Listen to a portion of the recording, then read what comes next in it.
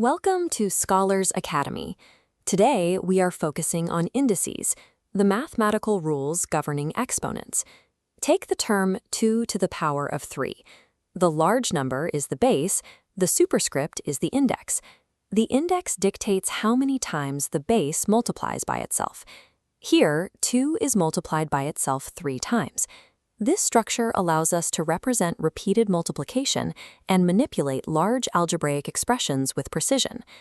Under the product law, when you multiply terms with identical bases, you add their powers together.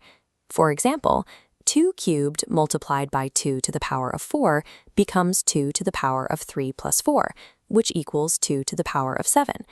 Conversely, the quotient law states that dividing identical bases means subtracting the bottom power from the top power. This is crucial for negative indices.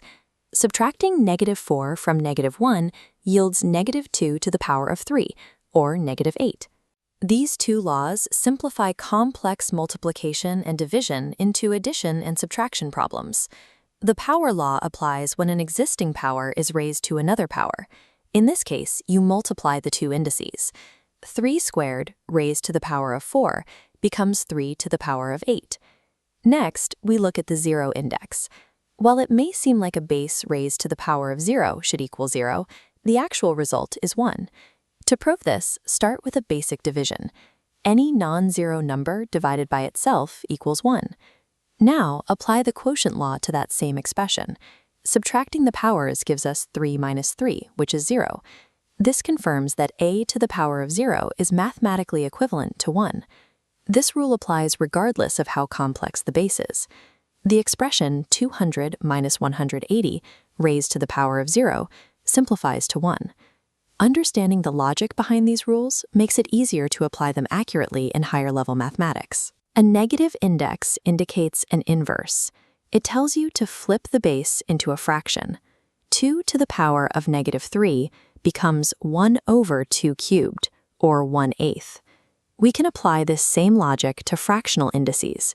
Take the expression 32 to the power of -2/5.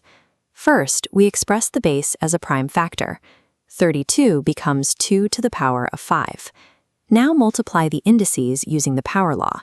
The integer 5 and the denominator 5 cancel out, leaving us with 2 to the power of -2. Finally, applying the negative index rule gives us 1 over 2 squared, which is 1/4.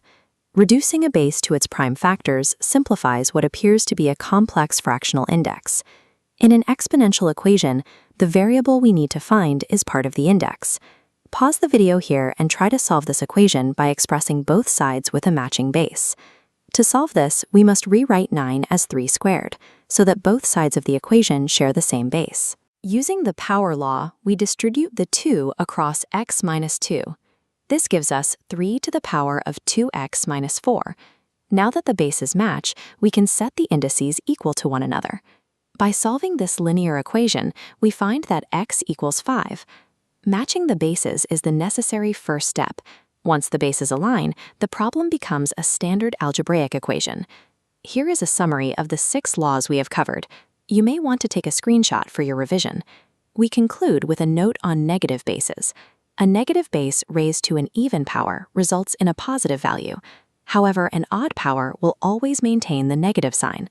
Identifying these indices patterns will allow you to solve algebraic problems more efficiently. Thank you for studying with Scholars Academy.